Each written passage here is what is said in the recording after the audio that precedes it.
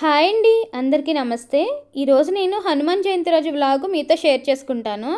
నేను మా హస్బెండ్ కలిసి హనుమాన్ జయంతికి జంగారెడ్డిగూడెంలో ఉన్న శ్రీ మధ్య ఆంజనేయ స్వామి టెంపుల్కి అయితే వచ్చాము. ఫేమస్ గాడు స్వయంభూ కదా. ఇప్పుడు మన చిన్న తిరుపతిలో వెంకన్న బాబు ఎలాగో, తిరుమలలో వెంకన్న బాబు ఎలాగో, అలాగే జంగారెడ్డిగూడెంలో మధ్య ఆంజనేయ స్వామి కూడా స్వయంభూ అనమాట.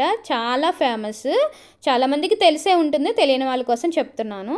ఇంకా మేము గుడి దగ్గరికి అయితే వచ్చేసాము. ఈరోజు హనుమాన్ జయంతి కారణంగా చాలామంది భక్తులు వస్తారు కాబట్టి గుడికి పార్కింగ్కి చాలా దూరం అయితే పెట్టారు. ఇక్కడ కార్స్కి, వ్యాన్కి, అలాగే ఆటోస్కి పార్కింగ్ అయితే ఇక్కడ ఇచ్చారు. ఇంకా ముందు కూడా ఇచ్చారు ఆపోజిట్లో, అది ఆల్రెడీ ఫిల్ అయిపోయింది. మనం కొంచెం లేట్గా రావడం వల్ల మనకి దూరంగానే పార్కింగ్ దొరికింది. ఇంకా పార్కింగ్కి అయితే 20 రూపీస్ అయితే ఛార్జ్ చేశారు. ఇదైతే గుడి ప్రాంగణం అండి. గుడి అయితే ఇలా ఉంటుంది. మీ అందరికీ తెలుసో లేదో, మధ్య ఆంజనేయ స్వామి వారికి పైన గోపురం అయితే ఉండదండి. ఎందుకు అంటే ఆయన స్వయంభూ కదా. మద్ది అంటే చెట్టు కింద, మద్ది చెట్టు కింద ఆయన అయితే వెలిశారు. అందువల్ల మనకి గుడికి గోపురం అయితే ఉండదన్నమాట, చెట్టు మాత్రమే ఉంటుంది.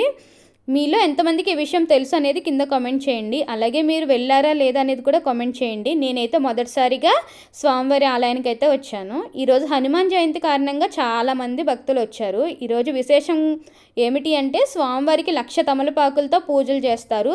అలాగే ఈరోజు మనం దర్శించుకుంటే మనకి చాలా పుణ్యఫలం దక్కుతుందని చాలా దూరం నుంచి చాలామంది వస్తారనమాట.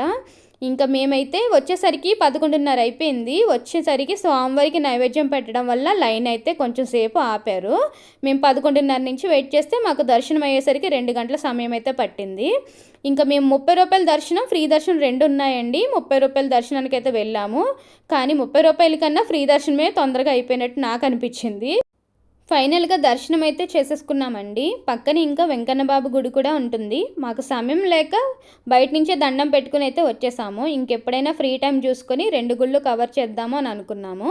గుడి నుంచి బయటికి వచ్చేసిన తర్వాత ఇక్కడ వినాయకుడికి కొబ్బరికాయ కొట్టుకొని దండం పెట్టుకుంటున్నామండి. ఇంకా గుడి నుంచి అయితే బయటికి వచ్చేస్తున్నప్పుడు చూసినాము. మేము వచ్చేసరికి 2 అయింది. ఇంకా భక్తులు వెళ్తూనే ఉన్నారు. ఇంకా సాయంత్రం వరకు ఇలాగే ఉంటుంది. పక్కనే నిత్యాన్నదానం కూడా జరుగుతుందండి. కానీ మాకు టైం లేక వెళ్ళలేదు. చాలామంది అప్పటికే క్యూలో ఉన్నారు. ఇంకా లేట్ అయిపోతుందని మేము వచ్చేసాము. గుడి అయితే చాలా బాగుందండి. చాలా ప్రశాంతంగా కూడా అనిపించింది. మీలో ఎంతమందికి గుడి తెలుసో కింద కామెంట్ చేయండి. Bye bye.